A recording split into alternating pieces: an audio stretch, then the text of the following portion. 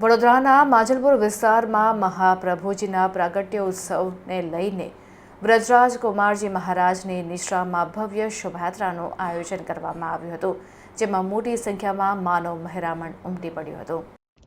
વડોદરાના માંજલપુર વિસ્તારમાં જગતગુરુ શ્રી વલ્લભાચાર્યજી મહાપ્રભુજીના પ્રાગટ્ય ઉત્સવ નિમિત્તે ભક્તિ અને ઉલ્લાસનો ત્રિવેણી સંગમ રચાયો હતો.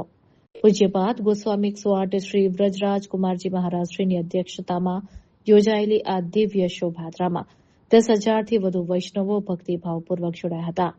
મહારાજશ્રીએ સ્વહસ્તે ધ્વજ ફરકાવી શોભાયાત્રાનો પ્રારંભ કરાવ્યો હતો. આ યાત્રામાં 500થી વધુ બાળકો વિવિધ ધાર્મિક વેશભૂષામાં સજ્જ થઈ આકર્ષણનું કેન્દ્ર બન્યા હતા.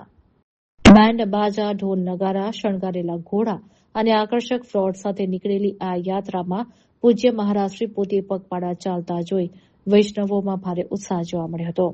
કાળઝાળ ગરમી હોવા છતાં અબાલ વૃદ્ધ સૌ કોઈ મહાપ્રભુજી પ્રાગટ્ય ઉત્સવના ભજનો પર ઝૂમી ઉઠ્યા હતા. વ્રજધામ સંકુલ ખાતે શ્રી મહાપ્રભુજીના સાક્ષાત સ્વરૂપને કેસર સ્નાન કરાવવામાં આવ્યું હતું અને પુષ્પ વિતાન મનોરથના દર્શન કરી વૈષ્ણવો કૃતાર્થ થયા હતા. કાર્યક્રમના અંતે મુખ્ય મનોરથી કૌશિકભાઈ પરિવાર અને VYO વુમન્સ વિંગનું મહારાજશ્રી દ્વારા સન્માન કરવામાં આવ્યું હતું. આ ધાર્મિક મહોત્સવમાં અનેક રાજકીય અને સામાજિક અગ્રણીઓએ પણ હાજરી આપી આશીર્વાદ મેળવ્યા હતા.